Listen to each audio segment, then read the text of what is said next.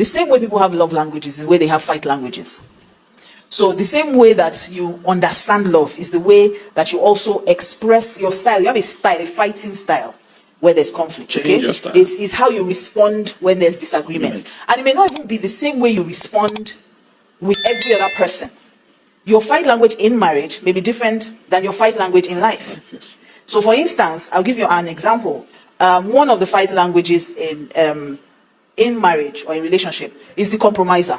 Okay, so when there's an issue, your default is, okay, forget about what I need. What do you want? So that we can make this work. Okay, let's not talk too much. Let's not fight too much. Let's not argue. What can I do to make you feel better? How can we get along with this? Okay, naturally, I'm a confronter when there's conflict. I won't look for a trouble. If you come for me, you will never forget that you encountered me. Never. I also will take the war beyond me to the third and fourth generation of your family. That's how I am, naturally. So generally, I don't look for my trouble. I will go all out. Spiritual, physical, I will do it all. But in marriage, interestingly, I'm a compromiser. So once there's a conflict, I think, okay, I want to hear what you want. What do you want? So that will be peace, because I don't really have power for this. So that, I'm just trying to explain that just because you are a certain way when you are dealing with conflict in life does not necessarily mean that that's how you are or how you react to disagreements in your marriage. Yes. So it's important to understand your fight language and understand your partner's fight language so that you can know how to deal with it. So for instance, I'll give you an example. Another type of fight language, Pastor K, he's a logician. So they believe in, for lack of a better, let me just explain it. They believe in logic, facts over feelings. Yes. So if there's an issue, he doesn't want you make me feel, no. I make you feel like, what's the example? When did give me an example of the time I made you feel like this? So crying does not work. Yes. All those manipulating things. I know a lot of men understand what I'm saying. Yes. So all those things and it's important that you understand this, because if not, you're going to think that everyone deals with conflict the same way. And if you have a conversation with some of your friends, they're going to say to you, just cry, you will win. If you like, cry blood. But still not looking at you like, okay.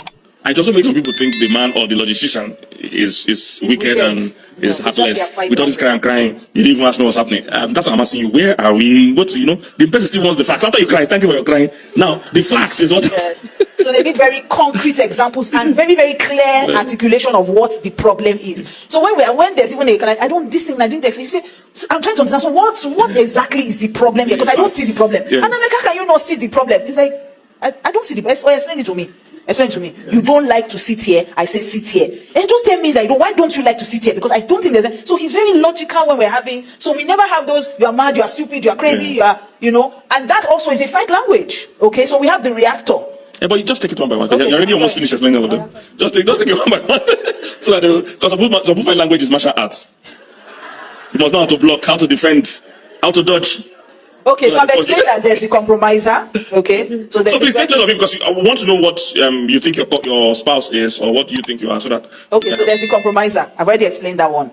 So that person gets very uncomfortable with conflict. They just want to find a middle ground so there can be peace and we can move on. So they quickly offer solutions and alternatives. Yes, okay, you're not happy about what can we do? It's okay, honey, don't be angry. What do you do? What do you want? Okay. The second one is the logician.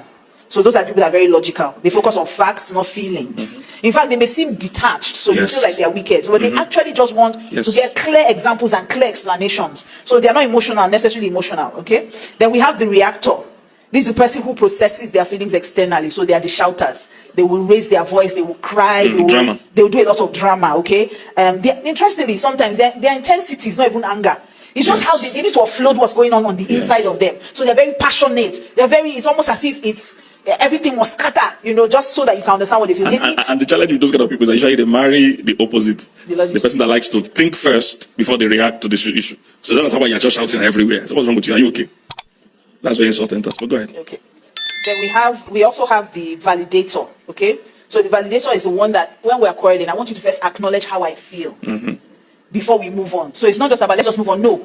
Acknowledge that you have hurt me. Tell me I'm sorry. I want to hear that I'm sorry. Yes, hug me. Let me also feel heard in this quarrel. Not just that we're looking for a solution. Not just that you quickly want to find a middle ground. I need my feelings to be validated. Yes, give me sweets. Yes. Oh, biscuits. Yes. So they have it. I'm not preaching this way again. They need to feel genuinely heard before they can move forward towards a solution.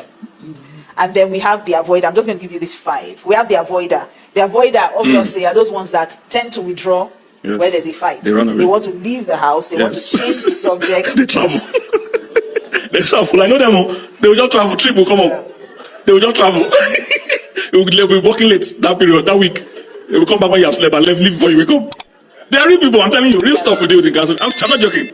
They will have a branch of their business in that city because they are trying to, And the Bible talks about it as well. Everybody contentious woman, you go to turn off the roof. They run. They literally run away.